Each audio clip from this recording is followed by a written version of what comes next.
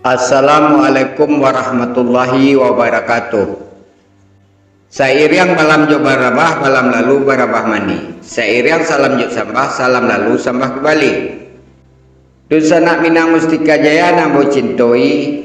Semoga kita selalu dilindungi oleh Allah Subhanahu wa Ta'ala dan diberi kesehatan untuk menjalankan aktivitas sehari-hari, sehingga kita bisa beribadah dengan baik kepada Allah Subhanahu wa Ta'ala.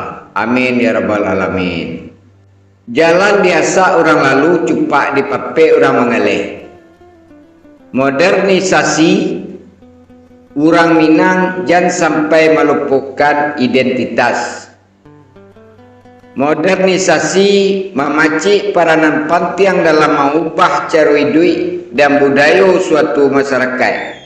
Namun, apakah modernisasi selalu membawa dampak positif bagi keberlangsungan kebudayaan tradisional sebuah daerah, khususnya daerah Minangkabau? Modernisasi nantari berjalan menghadirkan sebuah tantangan yang gadang nan harus kita hadapi, yakni menjaga identitas nan ado dan mencegah dari terjadinya hilangnya warisan budaya tradisional. Urang Minang, sebuah istilah yang dikenal masyarakat Indonesia, khususnya masyarakat yang berasal dari Sumatera Barat. Daerahku sangat kaya akan kebudayaan tradisionalnya. Namun dengan modernisasi nan tarui berkembang akan membawa suatu konflik internal antara pelestarian warisan budaya dan perkembangan zaman. Bagaimana modernisasi nan sejalan dengan perkembangan zaman dapat membawa kemajuan dan sekaligus menjaga identitas budaya? Modernisasi membawa banyak hal baru dalam kehidupan masyarakat, seperti kemajuan teknologi, pendidikan, kesehatan, gaya hidup, dan transportasi. Namun dampakku juga membawa perubahan dalam nilai-nilai budaya dan Allah menjadi karakteristik masyarakat Minangkabau selama ribuan tahun. Pakaian adat Minang yang dikenal dengan baju kurung Allah mulai digantikan dengan baju modern. Kesenian randai dan tari piring yang merupakan bagian dari warisan budaya lokal kita juga terancam punah akibat bertambahnya pengaruh dari budaya luar. K-pop Korea, musik barat, dan lain-lainnya. Modernisasi bukan sekedar mencuba mempertahankan budaya tradisional, tetapi juga membuatnya berkembang dan mampu saling melengkapi dengan tren masa kini. Masyarakat Minang harus menyadari bahawa pembangunan dan pelestarian budaya adalah dua hal yang harus saling mendukung.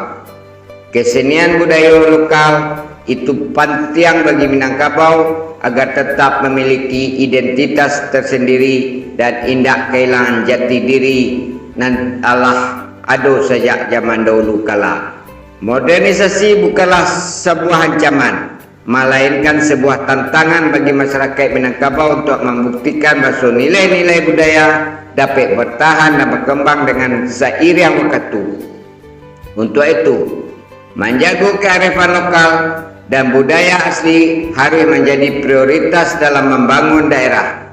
Identitas budaya Minangkabau harus tetap dijaga dan dikembangkan untuk memperlihatkan bahawa modernisasi tersebut tidak terjadi tanpa menjaga ciri khas budaya. Maka, selagi masyarakat Minangkabau menjunjung tinggi kearifan lokalnya dan mampu menyesuaikan dengan perkembangan zaman, budaya dan identitas bisa tetap terpelihara untuk generasi yang akan datang. Menjaga identitas budaya di tengah modernisasi adalah sebuah tantangan yang harus dipahami dan dihadapi dengan tindakan konkret oleh masyarakat, terutama dalam daerah yang kaya akan warisan budaya dan tradisi seperti Minangkabau. Ada beberapa cara yang dapat kita lakukan menjaga identitas budaya di tengah modernisasi. Menjaga dan mempelajari tradisi lokal.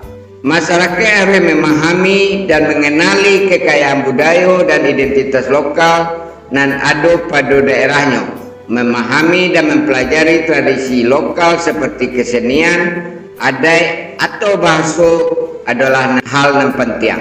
Dari sekolah masyarakat dapat lebih mengetahui dan menjawab pertanyaan tentang asal-usul warisan budaya yang kita miliki. Mengali potensi lokal.